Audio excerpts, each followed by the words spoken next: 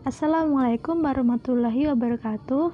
Hai teman-teman, perkenalkan nama saya Vinky Milenia, NIM 4101418056. Pada kesempatan kali ini saya akan menampilkan video mengenai evaluasi kelayakan proyek. Yang datanya saya peroleh dari jurnal dengan judul Pembangunan Poster PDAM di Pontianak Selatan. Untuk mengevaluasi kelayakan proyek pada data ini, saya akan menggunakan metode Net Present Value atau NPV dan Payback Period atau PP. Rumus NPV dan PP yaitu sebagai berikut. NPV sama dengan PWB kurangi PWC. Dengan PWB yaitu Present Worth of Benefit atau pendapatan, sedangkan PWC yaitu Present Worth of Cost atau pengeluaran. Untuk mengetahui kriteria investasi layak atau tidak, kriteria NPV yaitu sebagai berikut. NPV lebih besar dari 0, maka rencana investasi diterima. Sedangkan NPV kurang dari 0, maka rencana investasi ditolak. Kemudian jika NPV sama dengan 0, maka nilai investasi sama.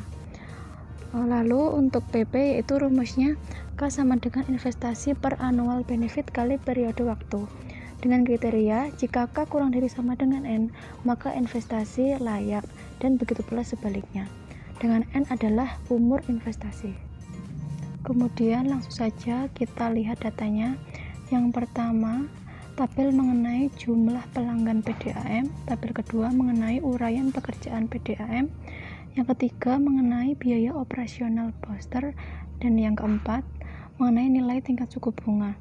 Diketahui juga diasumsikan biaya tak langsung 20% dari biaya langsung. Jumlah pelanggan PDAM Pontianak Selatan adalah 23.475 orang. Jumlah pemakaian air rata-rata orang per hari berkisar 144 liter per hari per pelanggan. Diasumsikan satu pelanggan itu 4 orang. Tarif air PDAM Rp3.946,71, suku bunga 12%. Pendapatan kotor per tahun sebesar Rp1.378.986.789 per tahun. Sebelum menganalisis dengan metode NPV dan PP, yang pertama kita lakukan adalah menghitung jumlah biaya investasi total. Rumusnya yaitu biaya langsung ditambah biaya tak langsung. Nah, biaya langsungnya ini berupa biaya pembangunan poster itu sebesar 4.898.000.000. Kita dapat lihat dari tabel kedua ini ya, ini. Kemudian biaya tak langsung itu tadi diasumsikan 20% dari biaya langsung, sehingga hasilnya 979.600.000.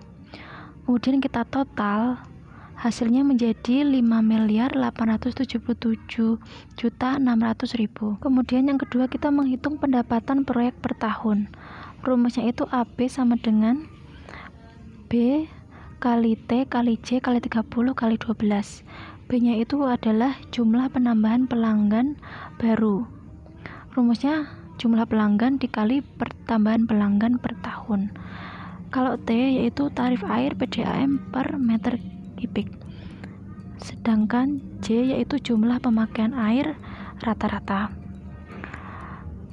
Kita hitung dulu B-nya. B-nya itu kan tadi rumusnya jumlah pelanggan kali pertambahan pelanggan per tahun. Dari data tadi sudah diketahui jumlah pelanggannya itu 23.475 orang. Sedangkan pertambahan pelanggan per tahun 5,52%. Kita kalikan hasilnya menjadi 1.295,83. Kemudian tarif air PDAM tadi sudah diketahui yaitu 3.946,71. Lalu J-nya atau jumlah pemakaian air rata-rata tadi kan sudah diketahui 144 liter kan. Nah, ini dijadikan meter kubik dulu. Berarti menjadi 0,144 dikalikan 4. Kenapa dikalikan 4? Karena tadi satu pelanggan itu sama dengan 4 orang.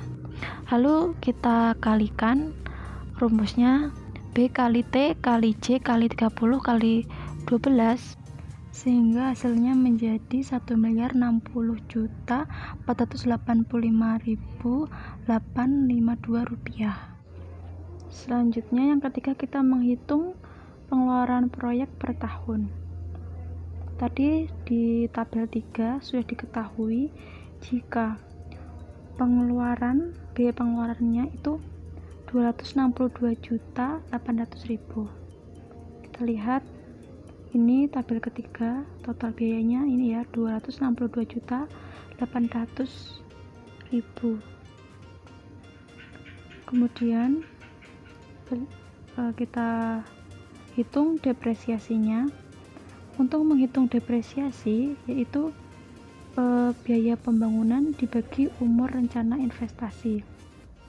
Biaya pembangunan tadi sudah diketahui yaitu sebesar 5.887.600.000. Kemudian tadi umur rencana investasi yaitu 20 tahun. Ini ya dari tabel 1 kita bisa lihat. Kemudian hasilnya menjadi 294.380.000, sehingga total pengeluarannya tinggal dijumlahkan saja, berarti menjadi 557.180.000. Kemudian kita hitung analisis NPV-nya. Pertama kita menghitung PWB dulu. PWB itu pendapatan dikali PA. Nah, pendapatannya itu tadi kan sudah dihitung, itu di sel B10. Ini ya, B10 nih, pendapatan proyek per tahun. Nah, kemudian dikalikan PA-nya. PA-nya itu kan suku bunganya 12%, terus umur investasinya 20. Kita lihat di tabel ini. Ini yaitu sebesar PA-nya 7,4694. Nah, sudah dikalikan hasilnya 7.921.193.023 rupiah. Kemudian kita hitung PWC-nya. Rumus PWC itu sama dengan PWB, tetapi pendapatannya itu diganti pengeluaran. Pengeluaran itu sudah ada di sel B15. Kita lihat sel B15. Ini ya, total pengeluaran proyek per tahun. Lalu dikalikan 7,4694. Hasilnya 4.161.800.292 rupiah. Kemudian berarti nilai NPV investasi itu rumusnya PWB dikurangi PWC. Kita kurangkan sehingga hasilnya menjadi 3.359.392.731 rupiah. Kesimpulannya, berarti nilai NPV-nya itu lebih besar dari 0, maka proyek layak dilaksanakan. Kemudian kita hitung analisis payback periodnya. Untuk menghitung analisis PP-nya ini, rumusnya itu K sama dengan investasi dibagi annual benefit kali tahun. Nah, investasi itu sudah ada di tabel B4. Tadi ya total investasi, kemudian annual benefit itu pendapatannya sudah ada di tabel B10, kemudian dikalikan 1 tahun. Hasilnya 5,5 tahun. Maka nilai K-nya ini kurang dari NN-nya tadi kan 20 tahun. Kesimpulannya investasi dikatakan layak. Oke, sekian video dari saya. Bila ada kesalahan kata, saya mohon maaf. Wassalamualaikum warahmatullahi wabarakatuh.